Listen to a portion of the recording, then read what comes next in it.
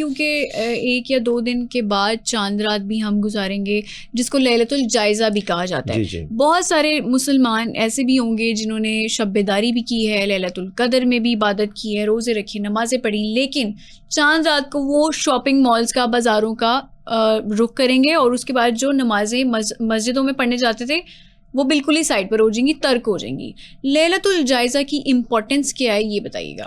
بسم اللہ الرحمن الرحیم. لیلۃ الجائزہ کی امپورٹنس کا اندازہ اس بات سے لگا لیجئے کہ ہمارے پیارے رسول نے 10 سال مسلسل اعتکاف فرمایا ہے. اچھا اعتکاف جب فرمایا ہے تو عموماً یہ ہوتا ہے کہ جب شوال کا چاند نظر آئے تو لوگ اپنے گھروں کو چلے جاتے ہیں, لیکن اللہ کے پیارے رسول گھر کو نہیں جایا کرتے تھے, بلکہ وہ پوری رات جو ہے وہ خانہ خدا میں, مسجد میں آپ بسر فرمایا کرتے تھے. ساری رات عبادت فرماتے اور اگلے دن فجر کی نماز کی ادائیگی کے بعد آپ اپنے گھر کو تشریف لے جاتے. آپ کا یہ طرز عمل اس مبارک رات کی اہمیت کو ظاہر کرتا ہے کہ یہ مبارک رات جو ہے وہ فضولیات میں لا یعنی, کیونکہ حدیث پاک میں آتا ہے من حسن اسلام المرء ترکہ ما لا یعنی, بہترین مسلمان وہ ہے کہ جو لا یعنی کاموں کو چھوڑ دے, فضولیات میں وقت بتانا, بازاروں میں ایسے گھومنا پھرنا بغیر کسی مقصد کے, تو اس چیز کی دین کے اندر قطعاً اجازت نہیں ہے. اور یہ والی رات, یہ جائزہ جو ہے نا, ایک تو عربی زبان میں انعام کو کہتے ہیں, دوسرا جائزہ یہ ہے کہ آپ نے ماہ رمضان کے اندر اپنے جتنی بھی عبادات اور معاملات کیے ہیں آپ کو ان کا جائزہ احتساب بھی کرنا چاہیے. اور اللہ پاک اس بات کو پسند فرماتا ہے, آپ نے عبادت کی ہے, عبادت کرنے کے بعد آپ اللہ کا شکر ادا کریں اور ان عبادات کی قبولیت کے لیے اللہ کے حضور دعا کا بھی اہتمام کریں. اے اللہ تیری توفیق سے ہم نے عبادت کی ہے, ہماری عبادات کو اپنی بارگاہ میں قبول و منظور فرما. ٹھیک ہے مفتی صاحب, ایک کالر بھی ہمیں جوائن کر چکے ہیں, ان سے ان کا سوال پوچھیں گے. جی کون اور کہاں سے؟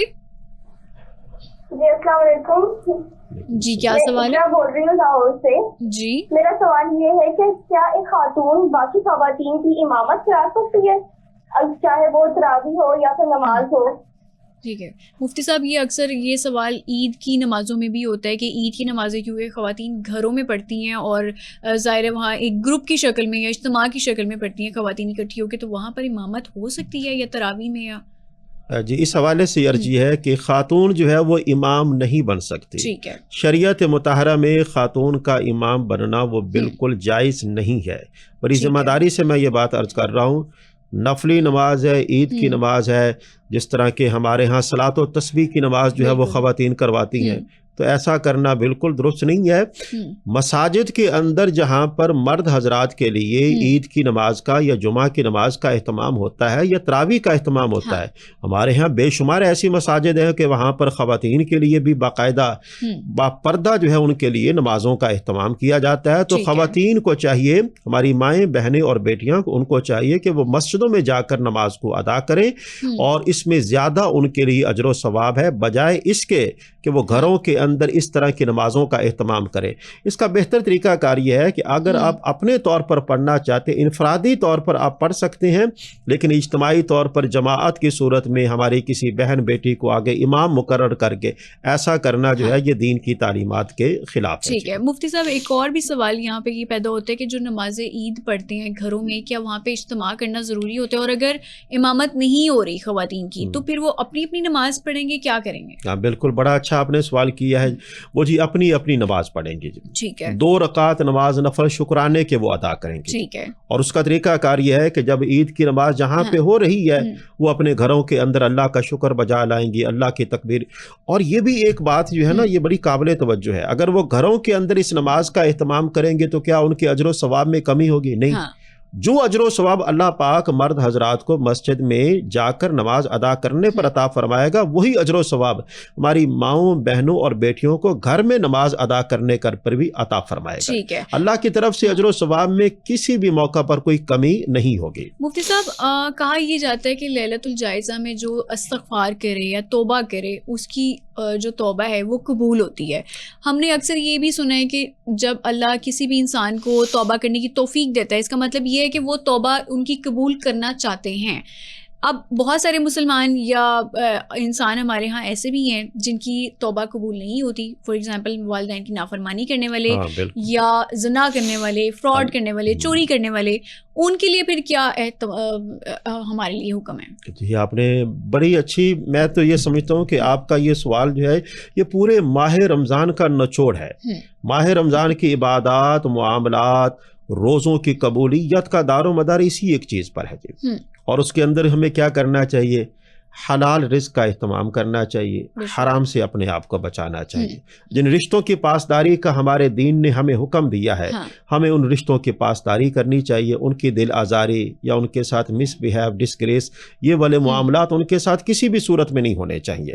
اگر کوئی آدمی ایسا کرتا ہے تو میں یہ سمجھتا ہوں دین کے تقاضوں کے پیش نظر اس آدمی نے ماہ رمضان کا حق ادا کر دیا ہے. ظاہر سی بات ہے اللہ پاک کو نا ایسے لوگ پسند ہی نہیں ہے, اور سارے کے ساری مخلوق جو ہے وہ اللہ کا کنبہ ہے. جو اللہ کے کنبے کو اذیت پہنچائے, تکلیف پہنچائے, اللہ پاک کو اس کی عبادات اور ریاضات پسند نہیں ہے. ارے مخلوق تو بڑی, انسان تو بڑی دور کی بات ہے, آپ جانور تک کو لے لیجئے. جو آدمی کسی جانور کے ساتھ خیر خواہی والا معاملہ کرے, کتنی ایسی باتیں ہم سنتے ہیں. اللہ پاک اس خیر خواہی کی بدولت ان کے لیے جنت کا دروازہ جو ہے وہ کھول دیتا ہے. تو انسان کے ساتھ حسن سلوک کرنا, خیر خواہی والا معاملہ کرنا, تو یہ جو ابھی آپ نے سوال ریز کیا ہے یہ بیس ہے ماہ رمضان کی. اور جب تک ہم اس کے اوپر عمل نہیں کریں گے تب تک ہماری توبہ بھی قبول نہیں ہوگی, کیونکہ توبہ کی قبولیت کے لیے مال حلال کا ارتکاب کرنا یہ ضروری ہے. اور رشتوں کی پاسداری کرنا, رشتے ناتے جو آپ کے ہیں ان کی دل آزاری کرنا اپنی زبان کے ذریعے, اشاروں کنایوں میں, اللہ پاک ان چیزوں کو پسند نہیں فرماتا. مفتی صاحب دو کیٹیگریز ہیں نا. اب جو مسلمان ان سب چیزوں سے بچنا چاہتے ہیں اور وہ توبہ استغفار کر کے معافی مانگ کے واپس وہ نیک بننا چاہتے ہیں یا اللہ کے قریب ہونا چاہتے ہیں, لیکن دوسری طرف وہ مسلمان بھی ہیں جو وقتی طور پر معافی مانگنا چاہتے ہیں, معافی مانگ لیتے ہیں اور بعد میں پھر اسی ایکٹیویٹیز میں واپس پڑ جاتے ہیں. ان دونوں کے لیے کیا احکامات ہیں؟ یہ دیکھیں جی, یہ تو اپنے آپ کو دھوکہ دینے والی بات ہے جی. اللہ کی ذات کو تو کوئی دھوکہ دے نہیں سکتا جی. ٹھیک ہے. توبۃ النصوح کسے کہتے ہیں جی؟ سچی توبہ, پکی توبہ, ایسی توبہ کہ جس میں اس بات کا پختہ ارادہ کیا جائے کہ آج کے بعد میں گناہوں کے قریب بھی نہیں جاؤں گا, اور وہ توبہ قبول ہوتی ہے. وہ توبہ قبول ہے. اس توبہ کے دو فوائد ہیں. نمبر ایک, اللہ پاک عمر بھر کے گناہوں کو معاف فرما دیتا ہے. نمبر دو, اللہ پاک اس بندے کو اپنی نعمتوں والی جنت, یہ جنت کی جو بات کی جاتی ہے نا, یہ وہ مقام ہے کہ جس مقام پر پہنچ کر اللہ اپنے بندے سے راضی ہوتا ہے. اس رضا والی جگہ کو اللہ پاک اپنے بندے کو وہ عطا فرماتا ہے. تو اس چیز کا ضرور اہتمام کیا جائے.